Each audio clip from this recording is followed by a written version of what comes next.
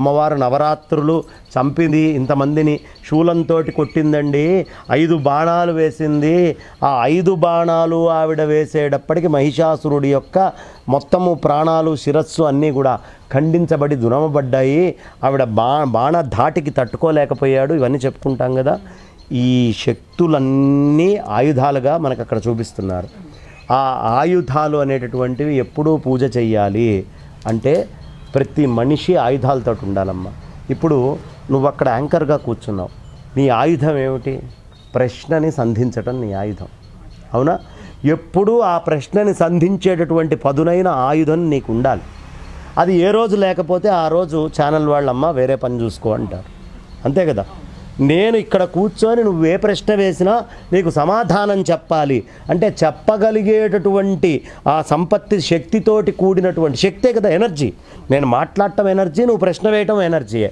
కానీ ఇది ఎనర్జీ అని ఎవరు చూడగలుగుతున్నారు? ఎవరు చూడట్లా, మాటలుగా చూసి వదిలేస్తున్నారు. కానీ ఒక శక్తి లోపల, శరీరం లోపల పనిచేస్తే తప్ప నువ్వు ప్రశ్న వేయట్లేదు. ఓ శక్తి నాలో పనిచేస్తే తప్ప. ఈ శక్తి ఎప్పుడూ బలంగా ఉండాలి అని అన్ని శక్తులని ఆయుధాలని సంకేతంగా పెట్టి ఆయుధాలుగా చూపిస్తున్నారు. ఆయన విజయదశమి నాడు నీ లోపల ఉండేటటువంటి అన్ని శక్తుల్ని, నీ బయట నిన్ను నడిపించేటటువంటి అన్ని శక్తుల్ని, ఇదే మూలము శక్తి అనే విషయం గుర్తుంచుకొని అర్చించి పూజ చేసుకో, ఆ శక్తి నిన్ను కాపాడుతుంది అని చెప్తారు. అందుకని శక్తికి పూజ చేయాలి. శక్తి లేకుండా ఈ ప్రపంచంలో ఎవడు ఏ పని చేయట్లేదు. ఆ ఆయుధాలని శక్తికి సంకేతంగా చూపించారు. ఈ పూజ అనేది శక్తి పూజ కింద లెక్కకొస్తుంది, ఆయుధ పూజ అనేది. అందుకని వాహన పూజ ఇక్కడి నుంచి అక్కడ దాకా చేర్చాలి. అబ్బే ఏంటండి దానికంటే ప్రాణం ఉంది పూజ చేస్తారు, కాదయ్యా. అది కూడా అది జడమైనా, ఇప్పుడు ఆవు తిన్న గడ్డి జడము, గడ్డి జడమైనా పాలు చైతన్యం కదా. ఈ బండి జడమే, కానీ ఈ బండి నిన్ను కూర్చోబెట్టుకొని ఇంకో ప్రదేశానికి చేరుస్తోంది. ఈ చేరుతున్న నువ్వు చైతన్యమే కదా. నీ చైతన్యాన్ని ఇక్కడి నుంచి అక్కడికి చేరుస్తుంది కాబట్టి ఆ బండికి పూజ చేయి.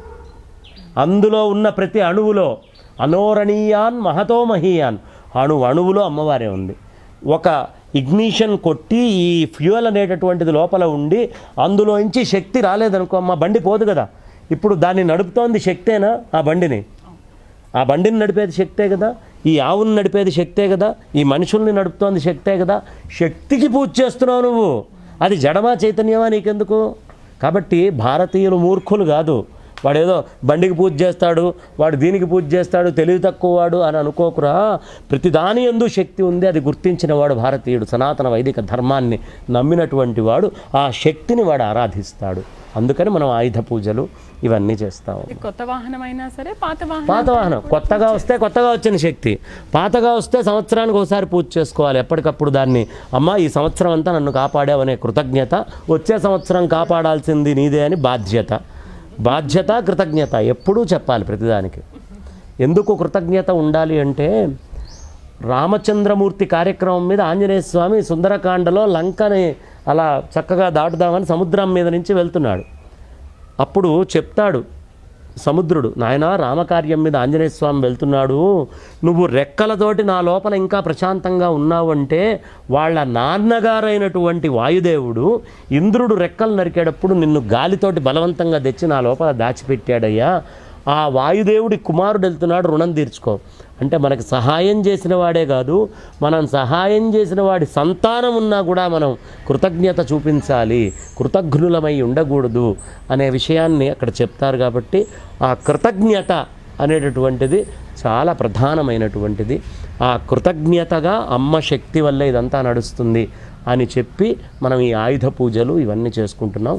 శక్తిని you call it kinetic energy, you call it potential energy, లేదు నేను ఎలక్ట్రోమాగ్నెటిక్ ఎనర్జీ అంటావా అను, లేదు హైడ్రో ఎనర్జీ అంటావా అను. నువ్వు ఏ ఎనర్జీ అన్నా అన్ని ఎనర్జీస్కి మూలమైన ఎనర్జీ అమ్మవారి. మూల ప్రకృతి అవ్యక్త, ఆ మూల ప్రకృతి పరాప్రకృతి ఏదైతే ఉందో ఆ ఒక్క సింగిల్ ఎనర్జీయే అనేక ఎనర్జీస్గా నీకు కనిపిస్తోంది. అందుకనే energy transforms from one form to another form. ఒక ఫామ్ నుంచి ఇంకో ఫామ్కి ఎనర్జీ మారుతూ ఉంటుందమ్మా. లైట్ ఎనర్జీ హీట్ ఎనర్జీ కింద మారుతుంది, అలా ఒక ఎనర్జీ ఇంకో ఎనర్జీ కింద మారుతుంది. ఎనర్జీయే ఇంకో ఎనర్జీ కింద మారుతోంది అంటే అన్ని ఎనర్జీస్ని సస్టైన్ చేస్తూ అన్ని ఎనర్జీస్కి మూలమైన ఎనర్జీయే పరబ్రహ్మ మహిషి అయినటువంటి పట్టమహిషి అయినటువంటి ఆ ఎనర్జీయే ఇప్పుడు మనం కొలుస్తున్నటువంటి కనకదుర్గ అమ్మవారు.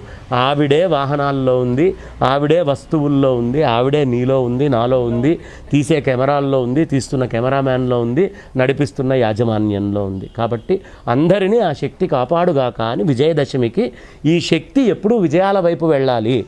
శక్తి ఉంది. ఈ ప్రోగ్రాం తీసినంత మాత్రాన సూపర్ హిట్ అవుతుందని ఎవరు చెప్తారు? విజయం అనేది ఒకటి కావాలిగా. మనం కృషి చేసిన ఆ విజయాన్ని ఇచ్చే తల్లి ఆ తల్లి. అందుకని నేను చేసే ప్రతి పని యందు నాకు విజయం సమకూరుగాక అని చేసేటటువంటిదే విజయదశమి.